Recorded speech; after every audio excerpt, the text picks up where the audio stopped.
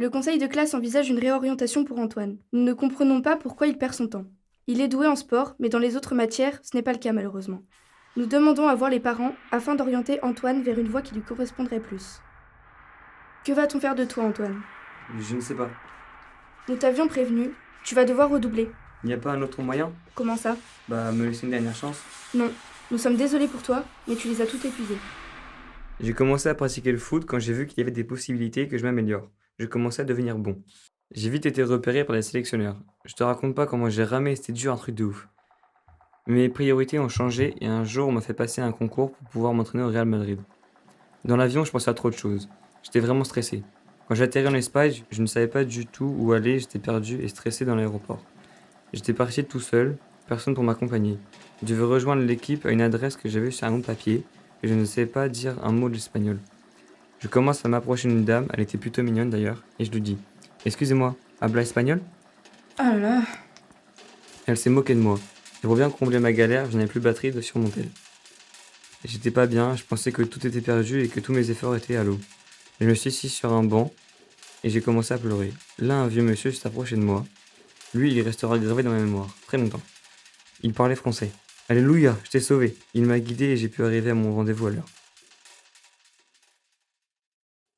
Vers 19 heures à l'entraînement, l'entraîneur a prononcé qui jouerait le match de dimanche. Tu as été pris pour dimanche que pour la seconde mi-temps en raison de ton cardio. Pourtant, je suis technique et rapide. Ça suffit pas pour un grand match. Dimanche, ça va être un match important, donc on se sort les doigts du cul et on y va. Bon, pour gagner, je vais te demander que quand un adversaire va venir sur toi, tu vas devoir te mettre sur le côté de la ligne pour entraîner l'adversaire vers la touche. Ok, je vais tout donner. Ce week-end, avec l'équipe, tu vas jouer en milieu. On sera en 4-2-3-1. Tu seras avec Baptiste dans la défense et quand tu arrives devant un adversaire, tu vises le côté droit et tu vas à gauche. J'ai confiance en toi. Allez, motive-toi. Il faut que tu aies la haine et la niaque pour y arriver. Tu as le potentiel pour réussir. Mais qu'est-ce que tu fais? Pourquoi tu ralentis? T'arrêtes pas, cours, plus vite. Allez, crois en toi, tu vas y arriver. C'est une question de volonté. Je peux plus respirer, coach. Je respire plus, je vois flou, je vais tomber. T'arrêtes pas, pourquoi tu tombes? Anto, Anto. Antoine respire très fort. Anto, allez, lève-toi, c'est qu'un petit coup de mou. C'est rien, lève-toi.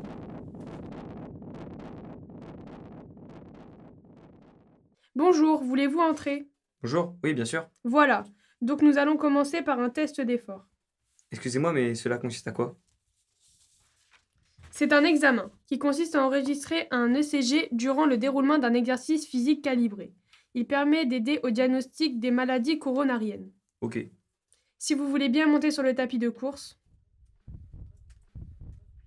Nous allons maintenant vous injecter du dobutamine. Voilà, maintenant, nous allons faire une échographie pour visualiser la force de contraction du muscle cardiaque. Attendez quelques instants, un médecin va venir pour le diagnostic. Comment allez-vous? Très bien, merci. Nous avons regardé les tests que vous avez faits la semaine dernière et nous comprenons pourquoi vous vous plaignez de douleur. Je dois malheureusement vous informer que vous avez une malformation cardiaque. Je suis vraiment désolé, mais c'est malheureusement la vérité. Cette malformation aura sûrement des effets néfastes sur votre santé à long terme. Elle pourra vous causer des difficultés respiratoires si vous pratiquez trop de sport. Vous vous doutez que vous ne pourrez pas poursuivre vos activités, je suis désolé, mais il faut imaginer un autre avenir professionnel. Ça va, monsieur? Est-ce que vous voulez un verre d'eau? Ça va, au revoir. À ce moment, tous les rêves d'Antoine s'effondrent. Bon, en ce vendredi 12 janvier 2018, j'ai beaucoup réfléchi. Je rattrape le temps perdu. Je me suis décidé à reprendre mes études malgré mon âge pour avoir peut-être un métier, de quoi vivre. Je vais avoir 5 ans de plus que les autres élèves. Oui, allô? Oui, mon fils. Pourquoi m'appelles-tu à une heure si tardive? Pour me dire que tu as repris le foot? Cela ne m'intéresse pas. Non, tu te trompes. Alors je t'écoute. Tu vas pas y croire, mais j'ai eu mon bac avec mention bien. Si c'est une blague, ce n'est vraiment pas marrant. Si tu me crois pas, va voir les résultats sur internet. Depuis que je suis petit, tu crois pas en moi. Je te dis d'aller regarder sur internet. Ok, attends, quitte pas. Ok, à tout de suite. Allô, tu es toujours là? Oui, je suis là, donc tu as vu? Ouais, j'ai vu. Félicitations, mon fils. Attends, je vais chercher ta mère. Nous avons une surprise pour toi. C'est pas vrai, va vite la chercher. Yes, yes, yes, j'ai réussi. Oui, allô? Antoine, je mets le haut-parleur pour que tu nous entendes. Ok, pas de problème. Salut maman. Coucou mon fils, félicitations, je suis si fière de toi. Merci maman, ça fait plaisir. Donc nous avons décidé d'organiser une grande fête. Tu pourras inviter tous tes copains et copines. Et on va organiser aussi un grand voyage en famille. Sérieux, j'y crois pas. Tout allait si vite. J'arrive pas à réaliser. J'espère que tout cela te plaît. Et t'inquiète pas, tu auras le temps de réaliser. Ce n'est pas pour tout de suite. Je vous remercie, c'est génial. Du coup, là, je suis en vacances. Ça vous dérange pas que je vienne vous voir?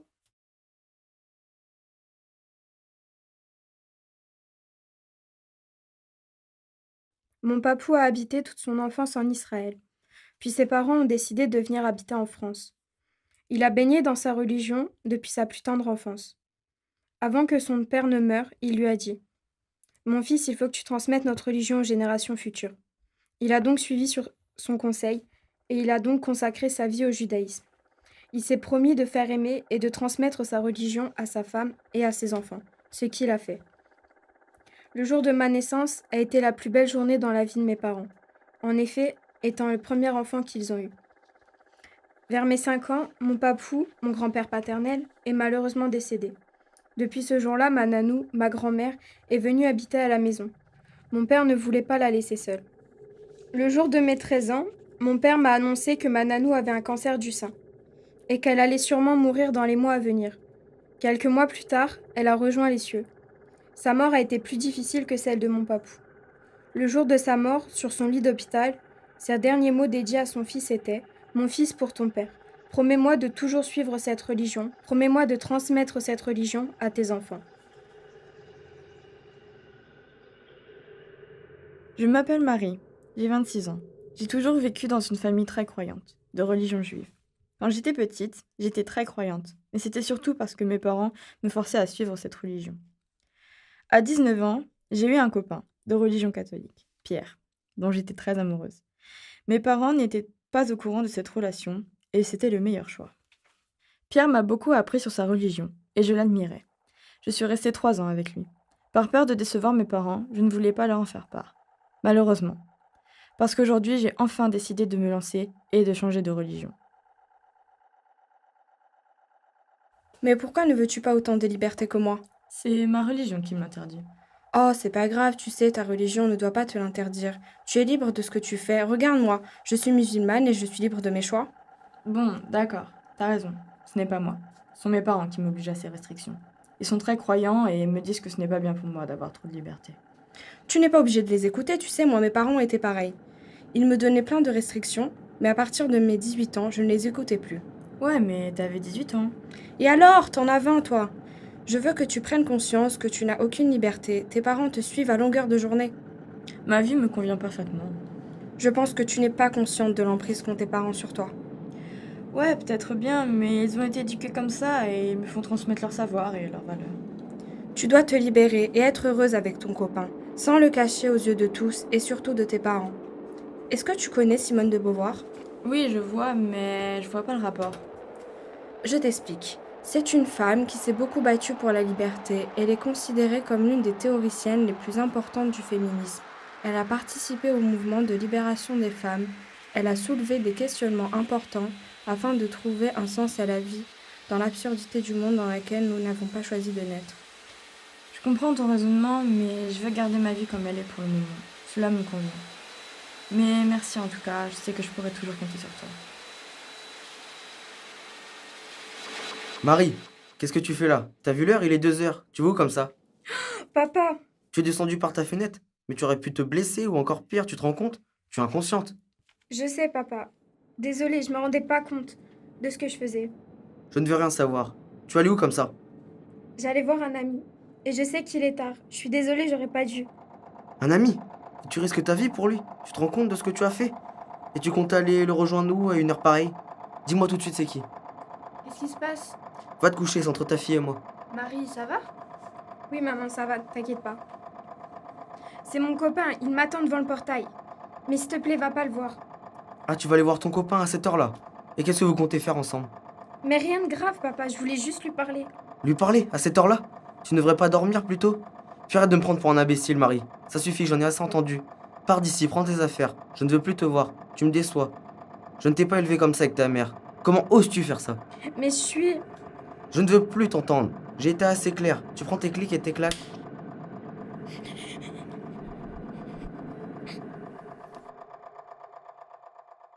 Hé Marie, t'es pas prête? Non, 2 secondes. On est en retard. Toujours la même chanson avec toi, hein. Jamais prête à l'heure, hein. Oh, mais laisse-moi tranquille, je me dépêche si je veux. Ah bon? Bah non. Tu te dépêches maintenant? Bah alors là, je vais pas me dépêcher pour te faire plaisir. Hein. Pars sans moi si t'es pas content. Merde. Mec, je me suis embrouillée avec ma meuf hier. Ah ouais, pourquoi? Qu'est-ce que t'as fait encore? Mais j'ai rien fait. C'est juste que je lui ai dit qu'elle mettait trop de temps à se préparer et elle est assez énervée. Et c'est idiot, vous allez pas casser pour ça. Mais on va pas casser pour ça. C'est juste qu'elle me saoule et qu'elle m'énerve. Non mais, à chaque fois qu'on vous voit, on se dit que vous êtes trop beau, que vous êtes trop mignon, que vous vous aimez beaucoup. C'est débile. Ouais, t'as peut-être raison. J'ai toujours raison.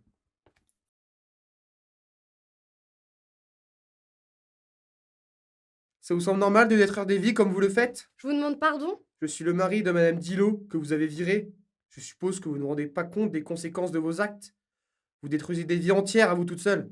Attendez, asseyez-vous, nous allons discuter calmement. Non, je ne me calmerai pas. Vous n'êtes une traînée, vous n'avez pas honte.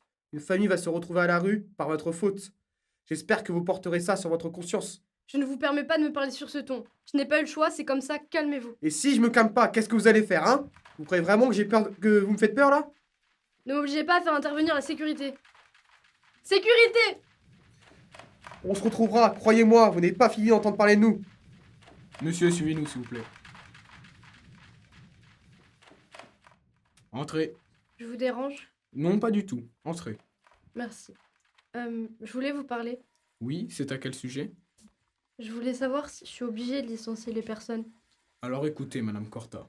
Si vous n'êtes pas capable de faire votre travail et que vous ne faites pas les choses que vous aimez, il va falloir changer de métier. Mais je... L'entreprise doit des comptes à ses investisseurs et nous ne pouvons pas nous permettre de garder certains employés. Si ça ne tenait qu'à moi, toutes ces personnes resteraient, mais c'est impossible. Je comprends bien, mais vous proposez de licencier certains de vos meilleurs éléments.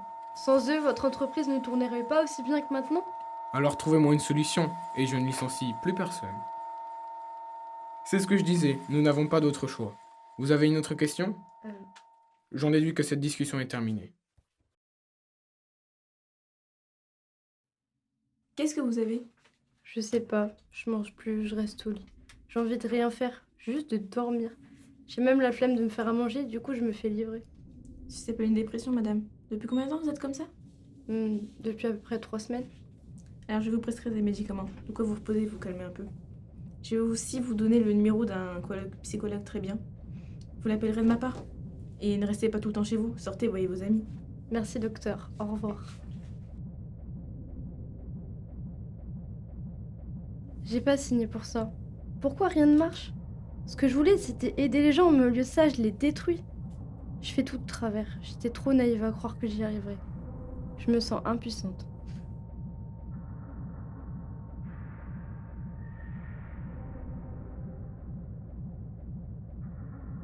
Nina, je peux te poser une question? Ouais, Pourquoi tu fais ça? pourquoi je fais quoi? Je pensais que ton but dans la vie c'était d'aider les gens, pas de les détruire. Mais c'est mon métier. Comment tu peux faire une chose pareille? Comment tu peux détruire des vies et des familles? Ils n'ont rien demandé. Tu me déçois. Tu te souviens de tes rêves quand tu étais petite? Tu voulais accomplir tellement de choses. Comme par exemple, tu voulais aider les enfants soldats, aider les pays qui subissent les malnutritions, la famine en Somalie, et t'occuper des orphelins. Où es-tu passé? Mais comment veux-tu que je fasse? Moi, j'ai pas le choix. Je refuse de te voir devenir une autre personne. La justice sociale est une construction morale et politique qui vise à l'égalité des droits et conçoit la nécessité d'une solidarité collective entre les personnes d'une société donnée. Oui, entrez. Bonjour, excusez-moi de vous déranger. On m'a dit que vous vouliez me parler. Bonjour, oui. Asseyez-vous. Alors, vous savez pourquoi vous êtes ici? Non du tout.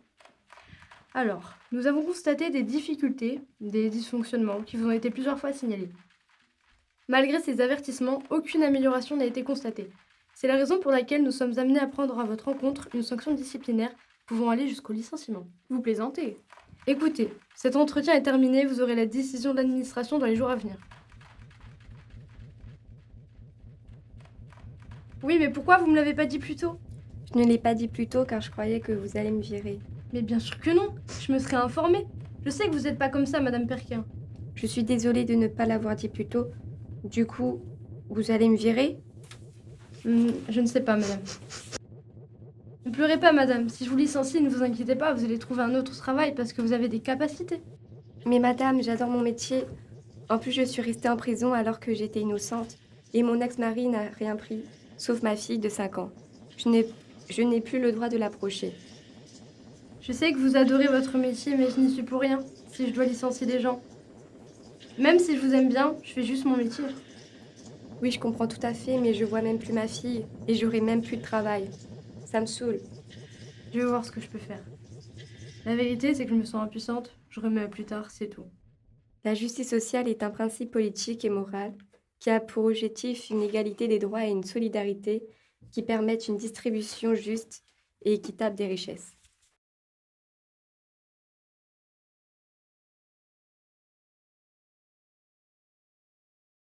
Certains disent que l'amour désigne un sentiment d'affection et d'attachement envers un être vivant ou une chose qui pousse.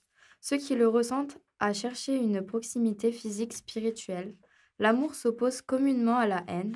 L'amour est un sentiment profond de tendresse envers une personne. Tu me fais chier avec tes idées. J'ai bien le droit d'avoir des projets pour nous. Déjà que tu ne fais presque rien à la maison. Si, je fais des choses, mais j'ai pas envie de mariage et d'enfants. C'est mon problème, tu n'as rien à dire. Si, j'ai mon mot à dire.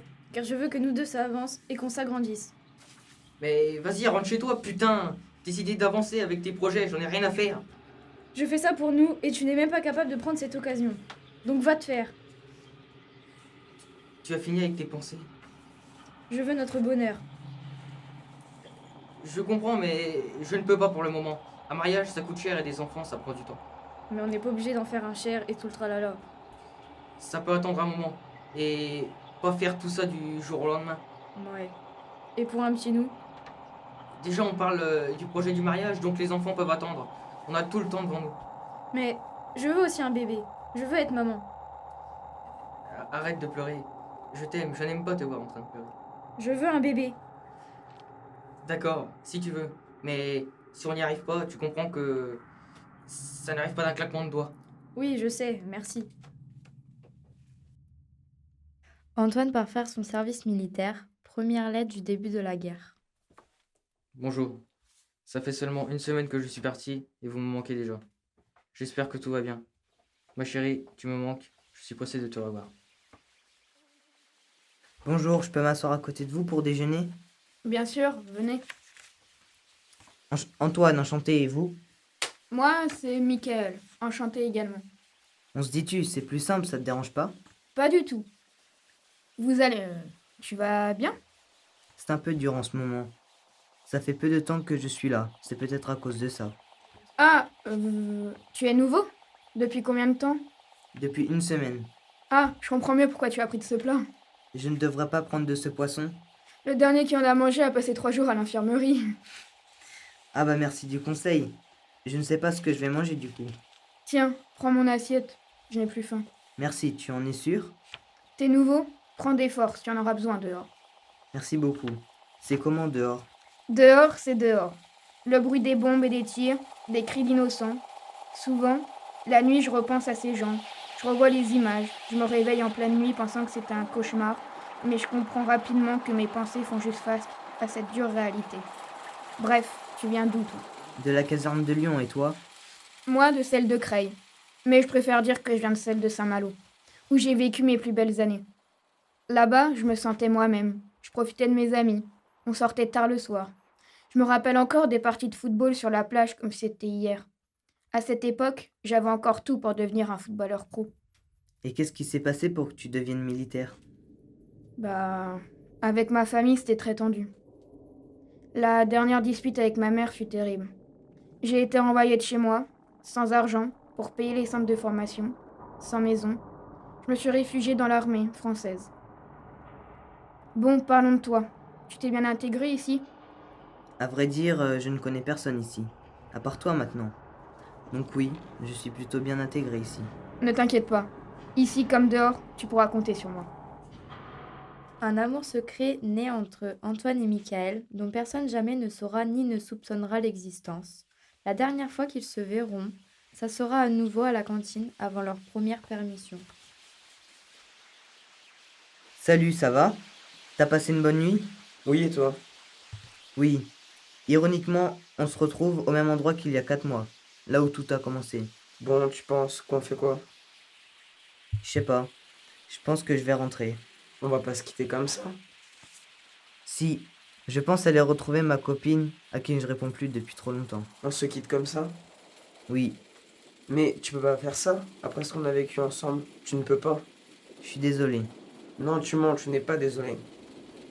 Si, mais je dois aller demander quelqu'un en mariage. Tu vas déserter? Oui, je suis désolé, je peux pas faire autrement. Très bien, alors casse-toi. Adieu, Michael. Adieu.